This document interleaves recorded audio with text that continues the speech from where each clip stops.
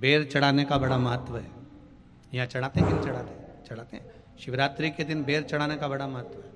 और शिवरात्रि पर चढ़ा हुआ वो बेर उठाकर ले आइए और उस बेर को उठाकर रख लीजिए। मान लो किसी को उदर से जुड़ी हुई जब तकलीफ रहती है, पेट से जुड़ी हुई तकलीफ रहती है, पेट से जुड़ी हुई कोई भी प्रॉब्लम हो, अगर पेट से जुड़ा हुआ कोई भी रोग आपको लग गया और डॉक्टर की दवाई चल रही है, सारी औषधि चल रही है, जो शिवरात्रि पर आपने बेर चढ़ाया है वो बेर अगर आपके यहां रखा हुआ है, वो बेर उस रोग वाले व्यक्ति को खिला दीजिए। आधे घंटे के अंदर पेट का दर्द, पेट की तकलीफ, पेट का कैसा भी रोग होगा एकदम आराम लग जाएगा। उस बेर में इतना दम, इतना प्रबलता आ जाती है शंकर को जो शिवरात्रि के दिन बेर चढ़ाया जाता है।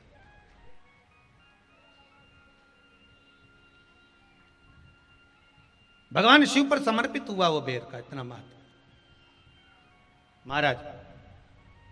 और जो देवता को उठाने के लिए बोर समर्पित करा जाता है, बेर भाजी आंवला उठो देव सांवरा, उसमें शंकर जी का भाव है, क्योंकि शिव जी का दर्शन भगवान नारायण उठते से ही करना चाहते हैं। सबसे पहले नेत्र खोले और मेरा शिव का दर्शन हुआ। बेर का भाव ही शिव का दर्शन का भाव।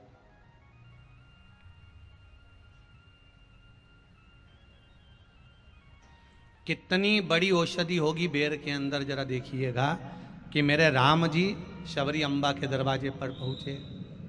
आप लोग भजन में लेते रहते हो, शबरी संवारे रास्ता आएंगे राम जी,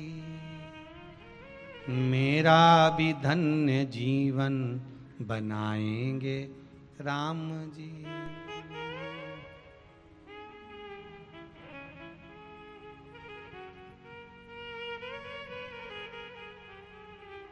और बागों से चुन चुन के लेकर आई बेर की टोकरी,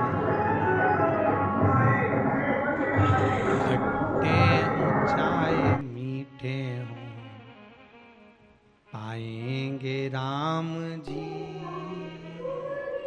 मेरा भी धन्य जीवन बनाएंगे। शबरी ने राम जी को बेर दिए, राम जी ने बेर खाया, प्रेम से खाया। याद आया पीछे लक्ष्मण खड़ा है, राम जी ने लक्ष्मण को बेर दिए, ले लक्ष्मण ये बेर खा ले। लक्ष्मण जी ने बेर लिए, लक्ष्मण जी ने बेर को देखा तो वो शबरी अम्बा अपने मुंह से झूठा करके दे रही है। लक्ष्मण जी ने बेर लिया, पास में रख लिया, फिर लिया, फिर रख लिया। शबरी जी राम जी को बेर दे, राम जी लक्ष्मण जी को बेर दे, लक्ष्मण जी वो बेर लेके पीछे फेंकते जाए। उठाए फेंका, उठाया फेंका, उठाया फेंका। अब कोई लक्ष्मण साधारण है? जब भगवान राम विष्णु हैं, लक्ष्मण शेषनाग हैं, शेषनाग अगर कोई चीज फेंकेगा तो क्या पास में फेंकेगी? उठाया फेंका, कोसों दूर जाकर गिरा। और वो बेर कब काम आया? जब लक्ष्मण जी को शक्ति लगी, बाण लगा, लक्ष्मण जी मूर्छा होकर जमीन पर पड़े। सुषेण वेद को बुलाया और वेद से बुलाकर पूछा कि लक्ष्मण कैसे उठेगा? तो कहा संजीवनी लेकर आओ। संजीवनी लेने के लिए भेजा।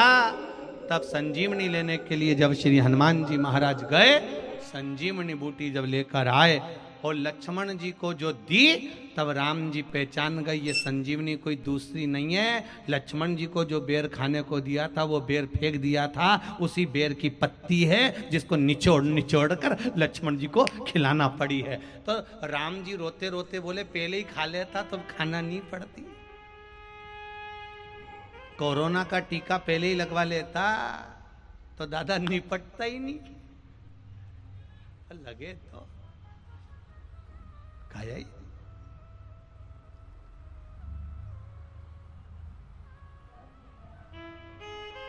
यहां तो सीधी सीधी बात है ना। कहा पोलियो की दवाई जन्म लिए बच्चे से लेकर 5 वर्ष तक के बच्चे को पोलियो की दवाई पिलाई जाएगी। पोलियो की दवाई पियो तो हाथ पैर से विकलांग नहीं होगे। बोलो, बोलते कि नहीं बोलते? पियो विकलांग नहीं होगे।